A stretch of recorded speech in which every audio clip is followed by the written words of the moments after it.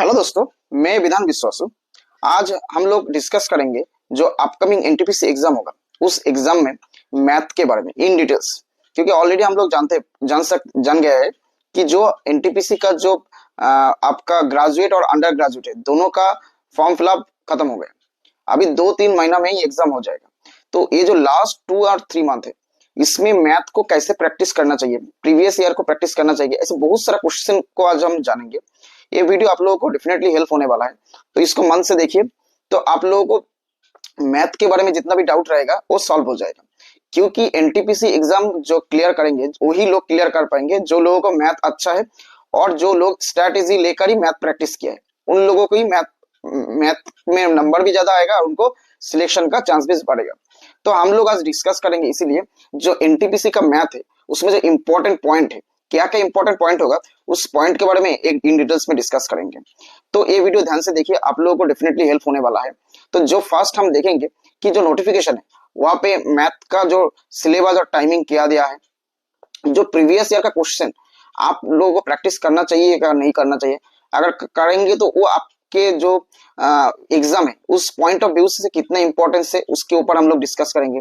Arithmetic जो और advance maths है, ये जो एरिथमेटिक्स है और एडवांस मैथ है कौन सा रेशियो में प्रैक्टिस करना चाहिए, क्योंकि जो प्रैक्टिस करेंगे, क्योंकि अभी 2 महीना में जो लोगों का स्ट्रैटेजी जितना अच्छा रहेगा वही लोगों का ही सिलेक्शन होगा। क्योंकि ये 2-3 महीना बहुत इंपॉर्टेंट हो जाता है एग्जाम के पॉइंट ऑफ व्यू से। क्वेश्चन पैटर्न इस बार जो लास्ट 2 एनटीपीसी हुआ है, जो कंप्यूटर बेस्ड टेस्ट हुआ है, उससे इस बार डिफिकल्ट आएगा या चेंज आएगा। एरिथमेटिक और जो एडवांस मैथ है इसमें से कौन सा वाले ज्यादा आएंगे, कौन सा रेशियो में आएंगे, और देखेंगे कि प्रीवियस ईयर में कौन सा टॉपिक से ज्यादा क्वेश्चन आया उसको इस बार हम लोग उसको भी देखेंगे जो इंपॉर्टेंट टॉपिक्स में आ जाता है। उसके बाद आता है सेल्फ स्टडी या कोचिंग। आप लोगों को सेल्फ स्टडी करना चाहिए या आप लोगों को कोई कोचिंग का हेल्प लेना चाहिए। और सबसे इंपॉर्टेंट जो है कि इस टाइम अभी जो मैथ का कौन सा बुक्स प्रैक्टिस करना चाहिए। तो ये सब जो चीज है, ये सब चीज हम लोग एक एक करके पॉइंट वाइज डिस्कस करेंगे। तो ध्यान से ये वीडियो देखिए, आप लोगों को डेफिनेटली हेल्प होने वाला है। तो पहले जो पॉइंट है कि टाइमिंग और जो सिलेबस है इसको पहले देखते हैं एनटीपीसी में जो नोटिफिकेशन वहां पे कैसे दिया हुआ है। तो पहले हम देखते हैं एनटीपीसी मैथमेटिक्स का क्या सिलेबस दिया है, क्या टाइम, क्योंकि इसी को ही स्ट्रेटेजी लेकर ही हम लोग को प्रैक्टिस करना है। किसको इसी को अगर नहीं समझेंगे तो हम लोग जैसे भी जो भी बुक्स प्रैक्टिस करेंगे वो नहीं आएगा। तो पहले हम लोग देखते हैं मैथमेटिक्स का जो एनटीपीसी में जो नोटिफिकेशन है क्या क्या चीज को बोला है कि इस जगह से क्वेश्चन आने वाला है, क्योंकि उसके बाहर पढ़ने का कोई फायदा नहीं है। तो उसमें number system, decimal, fraction, LCM और जो HCM, ratio and proportion, percentage, mensuration, times and works, distance, simple compound interest, profit और loss, algebra, geometry, trigonometry, elementary statistic, ये सब चीज और ईटीसी बोला है। ईटीसी मतलब इसके बाहर जो मैथ का बेसिक कॉन्सेप्ट वाला जो मैथ है वो भी आ सकता है, लेकिन 90 to 95% क्वेश्चन तो इस टॉपिक से ही आने वाला है। तो ये जो टॉपिक से जो सीबीटी ऑन होगा उसमें टाइम ड्यूरेशन रहेगा 90 मिनट्स, और 90 मिनट्स में मैथमेटिक्स का क्वेश्चन टोटल क्वेश्चन रहेगा 100। कितना कौन 100 में 30 क्वेश्चन मैथमेटिक्स का रहेगा। इसका मतलब हर एक क्वेश्चन के लिए टाइम 1 मिनट से कम है। तो इसीलिए हम लोगों को जानना बहुत जरूरी पड़ जाएगा कि कौन सा जगह डिफिकल्ट आने वाला है, कौन सा जगह जाके ज्यादातर जो कैंडिडेट एग्जाम में बैठते हैं ज्यादातर टाइम को डिले कर देते हैं। तो 30 क्वेश्चन मतलब होता है कि मैथ का 30 बोलता है, लेकिन ज्यादातर मैंने प्रीवियस क्वेश्चन देखा है वहां पे 30 to 35 क्वेश्चन मैथ से आ जाता है। तो मिनिमम 30, उससे ज्यादा भी आते हैं। तो इसका मतलब 90 मिनट टाइम है, तो मैथ में मैं पकड़ लूंगा 35 क्वेश्चन आता है, तो आप लोगों को मैक्सिमम 40 मिनट्स में मैथ को खत्म करना है। ये चीज को ध्यान में रखिए सीबीटी ऑन में मैक्सिमम, उससे कम होगा तो ठीक है। तो चलिए नेक्स्ट जो डाउट है हम लोग जो नेक्स्ट टॉपिक्स के बारे में हम लोग देखते हैं। अभी हम लोग मेन पॉइंट आ गए कि इंपॉर्टेंट टॉपिक्स, यही सबसे ज्यादा इंपॉर्टेंट चीज है आप लोगों को अभी जो जिस चीज के ऊपर ध्यान देना है, क्योंकि इसी चीज के ऊपर स्ट्रेटेजी लेकर अगर चलेंगे तो आप लोगों को सिलेक्शन का चांसेस बढ़ जाएगा। तो पहले हम देखेंगे जो मेन 10 इंपॉर्टेंट चैप्टर होगा मैथ में एनटीपीसी एग्जाम का, वो भी देखेंगे और कितना क्वेश्चन आता है वो भी हम लोग देखेंगे। तो और ऐसे प्रैक्टिस करेंगे कि अभी आप लोग जो लोग एनटीपीसी में सिलेक्शन होगा उनका तो बेसिक कॉन्सेप्ट क्लियर होगा, इसीलिए वो लोग अभी उनको एडवांस प्रैक्टिस करना है। तो प्रैक्टिस कैसे करना है इसी के ऊपर वीडियो है। जो लोग बेसिक अभी स्टार्ट किया है उनके लिए तो अभी भी बेसिक ही चल रहे हैं, वो लोग तो स्ट्रेटेजी लेकर पढ़ना अभी उनके लिए थोड़ा डिफिकल्ट है। तो जो इंपॉर्टेंट टॉपिक्स होगा जिससे प्रीवियस ईयर का हर एक चैप्टर में मिनिमम कितना क्वेश्चन आया है वो भी मैंने लिखा है।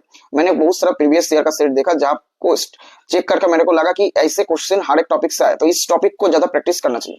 क्योंकि अगर 35 क्वेश्चन आता है, 30 to 35 क्वेश्चन आता है, तो 30 क्वेश्चन अगर आता है तो आप लोगों को 27 to 28 मैथ में आना चाहिए, क्योंकि हर एक क्वेश्चन का मान एक है, तो 27 to 28 क्वेश्चन आते हैं। 35 होगा तो 32 to 33 क्वेश्चन आप लोग अगर लेके आएंगे तो आप लोगों का जो सीबीटी ऑन होगा या मेंस में भी जाएंगे, आप लोगों को दूसरा जगह में अगर थोड़ा मार्क कम भी आ जाएगा तो आप लोगों को इजी हो जाएगा सिलेक्शन में।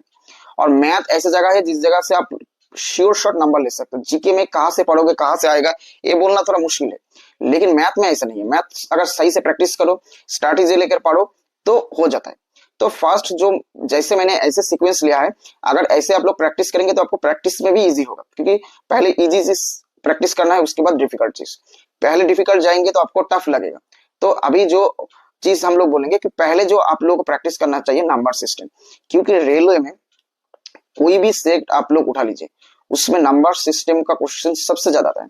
नंबर मतलब आ जाता है आपका फ्रैक्शन, डेसिमल, बोर्ड मास, एलसीएम, जो एलसीएम होता है, ये जो चीज होता है, ये जो जितना आता है मैंने उसको नंबर सीरीज में लिया है। तो जो नंबर सीरीज होगा एनटीसी का कोई भी क्वेश्चन उठा जाए उसमें 5 to 6 क्वेश्चन नंबर सीरीज से आता ही आता है, उससे ज्यादा भी आता है, लेकिन कम 5 से क्वेश्चन कम नहीं आता है। क्योंकि रेलवे जो है, बैंक में जो है, यहाँ पे नंबर सिस्टम वाला मैथ ज्यादा देता है, क्योंकि इसमें टाइम टेकिंग होता है, लेकिन एक का क्वेश्चन का जो डिफिकल्टी होता है वो ज्यादा नहीं होता है। तो इसीलिए जो जितना भी मैंने नंबर सिस्टम बोला है उसको अच्छे से प्रैक्टिस कीजिए, क्योंकि यहाँ से आप लोगों को 5 मंथ श्योर शॉट लेना ही है, और नंबर सिस्टम बहुत ज्यादा डिफिकल्ट भी नहीं होता है। तो इसीलिए इस चीज को आप लोग ध्यान में रखिए। तो ये हो गया। और एक चीज आता है कि आप लोगों को एडवांस मैथ प्रैक्टिस करना चाहिए या एरिथमेटिक, कौन सा जगह से क्वेश्चन ज्यादा है। तो एनटीपीसी का कोई भी सेट उठा लीजिए, देखना है कि अगर एरिथमेटिक देखेंगे, एरिथमेटिक अगर आप लोग देखेंगे उसमें 75 to 85 क्वेश्चन, 85% क्वेश्चन आपका एरिथमेटिक से ही आता है। 75 to 85% क्वेश्चन एरिथमेटिक से। एडवांस मैथ से 25 to 15% क्वेश्चन हर सेट में आता है, उससे कम भी आता है एडवांस मैथ। लेकिन आप लोग अगर 2016 का प्रैक्टिस सेट देखेंगे और 2019 का, उसमें क्वेश्चन का डिफिकल्टी चेंज हुआ। तो इस बार भी हम लोग उम्मीद कर सकते हैं कि जो क्वेश्चन है, वो जो क्वेश्चन है उस क्वेश्चन का जो डिफिकल्टीज है वो डिफिकल्टीज चेंज होगा। तो इसीलिए आप लोगों को एडवांस मैथ में थोड़ा ध्यान देना चाहिए। तो चलिए एक एक करके, तो आप लोगों को नंबर सिस्टम डेफिनेटली प्रैक्टिस करना चाहिए। अभी जो शॉर्ट टाइम है ज्यादा से ज्यादा करना चाहिए। कौन सा बुक्स से करेंगे आप लोग, जो बेसिक लिमिटेड बुक है उसी को प्रैक्टिस कीजिए। अभी जो एडवांस 2 महीने के लिए प्रैक्टिस है उसके लिए कौन सा बुक्स करना है वो भी मैं वीडियो में बताऊंगा, उस जगह से करेंगे तो आप लोगों को डेफिनेटली हेल्प भी होगा। तो नंबर सिस्टम से कोई भी जगह से 5 से 6 क्वेश्चन आता है, इसको पहले ज्यादा से ज्यादा प्रैक्टिस कीजिए नंबर सिस्टम का जितना क्वेश्चन है। उसके बाद आता है परसेंटेज, क्योंकि एरिथमेटिक्स में परसेंटेज का जितना क्वेश्चन आता है, परसेंटेज का क्वेश्चन थोड़ा इजी होता है, लेकिन इसमें से 2 से 3 क्वेश्चन या कभी कभी 4 क्वेश्चन भी परसेंटेज से आ जाता है।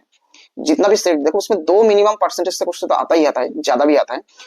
सबसे जो इंपॉर्टेंट उसके बाद आता है प्रॉफिट एंड लॉस। ये चीज यहाँ पे जो भी प्रॉफिट एंड लॉस का आपका चैप्टर है, एडवांस से लेकर सिंपल तक जितना प्रॉफिट एंड लॉस का मैथ है उसको आप लोगों को प्रैक्टिस करना चाहिए। इसमें से 3-4 क्वेश्चन डेफिनेटली आता है। और टाइम एंड डिस्टेंस और time and work, time and distance से थोड़ा कम 2 से 3 क्वेश्चन आता है, और टाइम एंड वर्क से 3 से 4 क्वेश्चन अरिथमेटिक्स का जो चैप्टर है यहाँ से आता है। और सिंपल और कंपाउंड इंटरेस्ट दोनों से बहुत अच्छा क्वेश्चन आ जाता है। नंबर सिस्टम और जो सिंपल और कंपाउंड इंटरेस्ट दोनों को अगर मिला लेंगे तो जो अगर 30 to 35 क्वेश्चन होगा उसमें से मोर देन 10 क्वेश्चन इसी जगह से आ जाएगा। ज्यादातर बात से सिंपल इंटरेस्ट का मैथ तो कर लेता है, लेकिन अटक जाता है कि कंपाउंड, जब 3 साल 4 साल 5 साल का कोई कंपाउंड इंटरेस्ट फ्रैक्शन में निकलने के लिए दे देगा तो आप लोगों को डिफिकल्टी हो जाता है। तो इसीलिए मैं बोलूंगा कंपाउंड इंटरेस्ट को बहुत अच्छे से प्रैक्टिस कीजिए, क्योंकि कंपाउंड इंटरेस्ट में 1-2 क्वेश्चन हर बच्चे को मैंने देखा है, ज्यादातर बच्चे को छूट जाता है। तो वो छूटना नहीं चाहिए, क्योंकि 1-2 मार्क बहुत इंपॉर्टेंट हो जाता है। इसी 1-2 मार्क्स के लिए आप लोगों का सिलेक्शन होता है। उसके बाद जो आता है ratio and proportion and average. ये जो ratio and proportion and average जो सिलेबस है, यहाँ से 3 से 4 क्वेश्चन हर एक सेट आता है। एवरेज जो क्वेश्चन होता है वहां से तो 2 क्वेश्चन मैंडेटरी आ ही जाता है। तो जो जितना भी मैंने 1 से 8 7 तक बोला है, ये जितना जो 7 चैप्टर बोला है, एरिथमेटिक्स का जितना 75 to 85 क्वेश्चन बोला है, यहाँ से 90% मोर देन क्वेश्चन इस टॉपिक से आ जाएगा। तो इस टॉपिक्स को अच्छे से प्रैक्टिस करना है। अभी आता है एडवांस मैथ। एडवांस मैथ में क्या क्या आता है? एलजेब्रा आता है, जियोमेट्री आता है, ट्राइकोनोमेट्री आता है। जो जियोमेट्री ट्राइकोनोमेट्री जो आता है एलजेब्रा, ये सीजीएल की तरह इतना डिफिकल्ट नहीं आता है, लेकिन इजी थोड़ा आ जाता है। और जब क्वेश्चन का जो डिफिकल्टीज है डे बाय डे अब जब बढ़ रहे, तो हम आप लोग मान के चलिए इस बार अगर एडवांस मैथ देगा तो सीजीएल का टायर 1 में जितना भी एडवांस मैथ देता है उस डिफिकल्टी रहेगा, टायर 2 जितना डिफिकल्ट कभी नहीं रहेगा अभी आज के दिन में एनटीपीसी में, लेकिन टायर 1 का। तो इसीलिए जो एडवांस मैथ के बुक्स भी मैं बोलूंगा वहां से आप लोग प्रैक्टिस कर सकते हैं। अगर आपके पास ऑलरेडी बुक्स है तो प्रैक्टिस करने का या खरीद बुक्स को फिर से खरीदने का कोई जरूरत नहीं, लेकिन नहीं है तो उस बुक्स का जो सिंपल जो एक होता है उस बुक्स में पहले कुछ इजी क्वेश्चन रहता है, उसके बाद डिफिकल्टी, तो इजी वाला आप लोग कर लेंगे तो आप लोगों को प्रॉब्लम नहीं रहेगा। तो इसमें से 3 से 4 क्वेश्चन ज्यादातर आ जाता है, इस बार ज्यादा भी आ सकता है क्योंकि नोटिफिकेशन में ये लोगों को बोल के रखा है, लेकिन कितना क्वेश्चन आएगा कौन सा चैप्टर से ये नहीं बोला। मैंने प्रीवियस ईयर का क्वेश्चन को सर्च करके 10-15 सेट को मैंने एनालिसिस करके इसको बनाया, और जो मेंसुरेशन है वहां से 2-3 क्वेश्चन आएगा। तो मेंसुरेशन में भी कभी कभी डिफिकल्टीज आ जाता है, तो आप लोग उस चैप्टर को भी अच्छे से प्रैक्टिस कीजिए। ये जो 9 चैप्टर है इसमें से 95% क्वेश्चन आ जाता है या 90%, और कुछ मिसलेनियस क्वेश्चन जो आ जाता है जो थोड़ा जीआई की तरफ भी लगता है, कभी मैथ की तरफ भी लगता है, उसको समझ नहीं आता ये मैथ है या जीआई, उसको आप लोग इसलिए मिसलेनियस जो है चैप्टर में रख के दिए। तो ये टोटल था इंपॉर्टेंट टेंस जो टॉपिक्स के बारे था। इसी से ही आप लोग अगर सही से प्रैक्टिस कर लेंगे तो आप लोगों को डिफिकल्टीज नहीं आएगा मैथ में। लेकिन अभी आता है एरिथमेटिक का 2 चैप्टर जहां पे ज्यादातर बच्चे को अटक जाता है, वो है profit and loss. Profit and loss में अटक जाता है, और दूसरा है कंपाउंड इंटरेस्ट। ये 2 जगह बच्चे को हम लोग देखा है कि ज्यादातर अटक जाते हैं। तो इस 2 चैप्टर को एकदम एडवांस तक प्रैक्टिस कीजिए, इस चैप्टर का जो एडवांस मैथ है उतना तक प्रैक्टिस कीजिए तो आप लोगों के लिए सही रहेगा। और जो एडवांस मैथ है जैसे आपका एल्जेब्रा हो गया, जियोमेट्री, ट्राइकोनोमेट्री, इसको जो बेसिक है इसको प्रैक्टिस करके चाहिए। हर लास्ट बार कम दिया है, इस बार भी नहीं देगा ऐसे नहीं है। रेलवे का क्वेश्चन पैटर्न अभी टीसीएस करता है तो कभी भी क्वेश्चन पैटर्न चेंज हो सकता है, तो बेसिक जान के चाहिए चलिए, क्योंकि आप इतना बड़ा सिलेबस को प्रैक्टिस करके खत्म करके एनटीपीसी एग्जाम में बैठे हो, तो छोटा सा एडवांस मैथ का जो सिंपल जो क्वेश्चन वगैरह है उसको अगर नहीं करके जाएंगे तो आप लोगों के लिए सही नहीं रहेगा। तो मेरा हिसाब से एडवांस मैथ का जो बेसिक है, मैं कभी नहीं बोल रहा डीप जाओ सीजीएल का टाइप 2 की तरफ जाओ, नहीं जाओ, एडवांस मैथ का जो बेसिक है उसको जान के जाओ, और मेंसुरेशन का जो बेसिक है उसको भी जान के जाना चाहिए। चलिए नेक्स्ट जो टॉपिक्स के उसके बारे में डिस्कस करते हैं। अभी आप लोग जो और 3 मैटर है, जैसे प्रीवियस ईयर का क्वेश्चन जो है उसके ऊपर, और जो हम लोग को सेल्फ स्टडी लेना चाहिए या कोई कोचिंग का हेल्प लेना चाहिए, और जो क्या क्या बुक्स हम लोग को अभी जो 2 महीने है इसी टाइम को अगर न्यूली खरीदना आपके पास अगर उसका मतलब सप्लीमेंट्री है या उसका दूसरा कॉपी है इसी तरह, तो खरीदने का कोई जरूरत नहीं। लेकिन नहीं है तो अभी जो 2 महीना है अभी, क्योंकि अभी एक दूसरा टाइप का बुक्स ले लेंगे उसको प्रैक्टिस करने में 6 महीना लगेगा, तो अभी इतना बुक्स खरीदने का जरूरत नहीं। आज के दिन में कौन सा बुक्स एनटीपीसी एग्जाम के लिए जरूरत है आपको, जो सीरियस कैंडिडेट है उसके बारे में डिस्कस करें। तो पहले आता है कि प्रीवियस ईयर का जो क्वेश्चन बुक्स है या सॉल्व पेपर है उसको लेना चाहिए या नहीं लेना चाहिए। तो डेफिनेटली प्रीवियस ईयर का जो बुक्स है उसको लेना ही चाहिए। प्रीवियस ईयर का जो बुक्स है उसको 100% लेना चाहिए। क्यों लेना चाहिए?